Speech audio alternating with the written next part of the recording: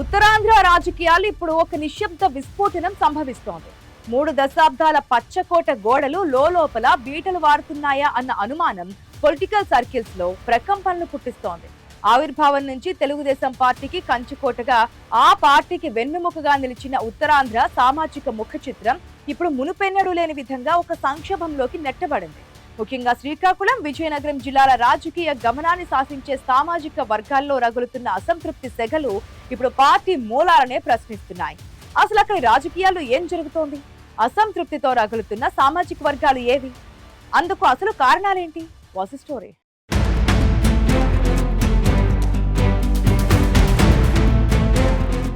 కూటమి ప్రభుత్వం అధికారం చేపట్టి 2 ఏళ్లు అవుతోంది. తెలుగుదేశం పార్టీ కీలకమైన కూటమి ధర్మాన్ని పాటిస్తూ బీజేపీ, జనసేనలతో 4 సీట్లు సర్దుబాటు చేసుకోవడంతో కొందరికి అన్యాయం జరిగింది.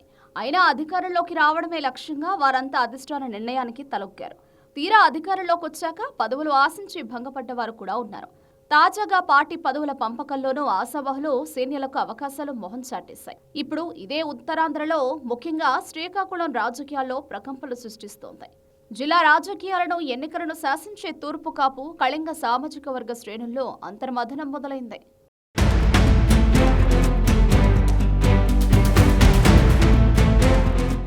శ్రీకాకుళం మట్టిలో పుట్టి రాష్ట్ర రాజకీయాల్లో చక్రం తిప్పిన కిమిడి కళా వెంకట్రావు ఉత్తరాంధ్రలో టీడీపీకి ఒక బ్రాండ్ ఇమేజ్.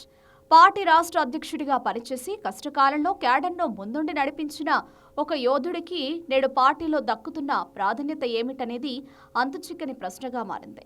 తాజాగా ప్రకటించిన పార్టీ కమిటీలో ఆయనకు కేటాయించిన ఉపాధ్యక్ష పదవి ఆయన సీనియారిటీకి గౌరవమా, లేక క్రియాశీల రాజకీయాల నుంచి ఆయన పక్కకు తప్పించే వ్యూహమా అన్న చర్చ గ్రౌండ్ లెవెల్లో హీట్ పుట్టిస్తోంది.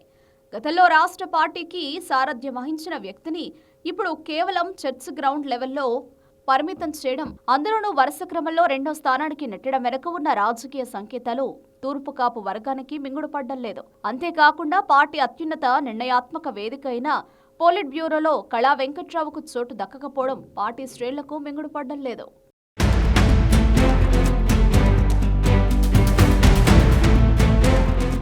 అనుభవం లేని వారికో, లేక కేవలం వారసత్వ రాజకీయాల ద్వారా వచ్చిన వారికో పెద్దపీట వేస్తూ దశాబ్దాల కాలంగా పార్టీని భుజాన మోసిన నాయకుడిని నిర్ణయాధికారం లేని పదవులకు పరిమితం చేయడం వెనుక ఏదో ఒక అదృశ్య హస్తం పనిచేస్తుందన్న ఆరోపణలు వెల్లువెత్తుతున్నాయి. ఇది కేవలం ఒక వ్యక్తికి జరిగిన అన్యాయంగా ఆ సామాజిక వర్గం చూడటం లేదు, తమ జాతికే జరిగిన అవమానంగా భావిస్తోంది.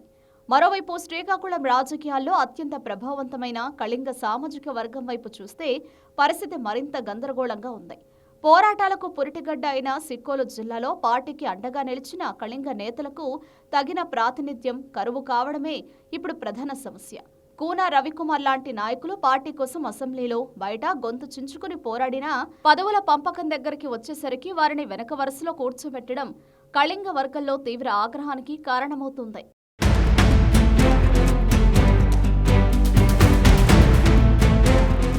పోలిట్ బ్యూరో లాంటి అత్యున్నత వేదికల్లో ఒక్క కళింగ నాయకుడికి చోటు లేకపోవడం అనేది ఒక యాదృచ్ఛికం కాదని, అది కావాలని చేస్తున్న రాజకీయ వివక్ష అని ఆ వర్గ పెద్దలు బహిరంగంగానే చర్చించుకుంటున్నారు. ఉత్తరాంధ్ర అంటేనే సామాజిక సమీకరణాల కలబోత. ఇక్కడ కులాల మధ్య ఉన్న సున్నితమైన సమతుల్యత దెబ్బతింటే అది ఓట్ల రూపంలో పార్టీకి తీరడి నష్టాన్ని మిగులుస్తుంది. మంత్రి పదవుల కేటాయింపు సమయంలోనే తలెత్తిన ఈ అసంతృప్తి ఇప్పుడు పార్టీ పదవుల ప్రకటనతో పతాక స్థాయికి చేరింది. ఏళ్ల తరబడి జెండా మోసిన సామాన్య కార్యకర్త నుంచి సీనియర్ నేతల వరకు అందరినీ ఇప్పుడు ఒకటే అనుమానం తొలిచేస్తోంది. పార్టీలో కష్టపడే వారికి గుర్తింపు లేదా, లేక కేవలం లాబింగ్ చేసే వారికే పదవులు వర్తిస్తాయా అనే ప్రశ్నలు పార్టీ క్యాడర్ను అయోమయంలోకి నెట్టేస్తున్నాయి.